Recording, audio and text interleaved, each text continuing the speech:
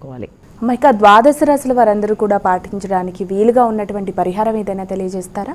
ద్వాదశ రాశుల వాళ్ళు తమ తమ వ్యక్తిగతంగా ఇష్టమైన దైవాన్ని ప్రార్థించడంతో ఎలాగూ రోజుని ప్రారంభిస్తారు.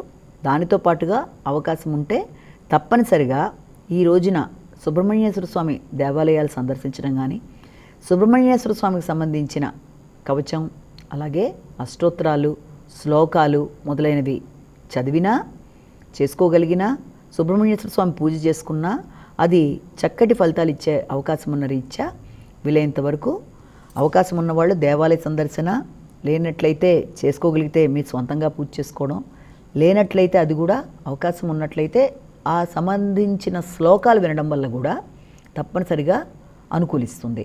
అది సుబ్రహ్మణ్యేశ్వర స్వామిని ప్రార్థించడం వల్ల వ్యక్తులకి, అంటే సుబ్రహ్మణ్యేశ్వర స్వామి అయినా కార్తికేయుడని తీసుకున్నా ఏదైనా మనకి మంచి ఫలితాలు వస్తాయి. కాబట్టి భూమికి సంబంధించి కానీ, ధైర్యానికి సంబంధించి కానీ, ఆరోగ్యానికి సంబంధించిన విషయాల్లో కానీ అనుకూలతలు సిద్ధింపజేసే విధంగా ఉంటాయి. కాబట్టి వీలైనంతవరకు ఈ విషయాల్లో ఎక్కువ ఫోకస్ చేసుకొని ముందుకు వెళ్ళినట్లయితే అన్ని రాశుల వాళ్ళకి వీలైనంత అనుకూలతలు ఏర్పడతాయి.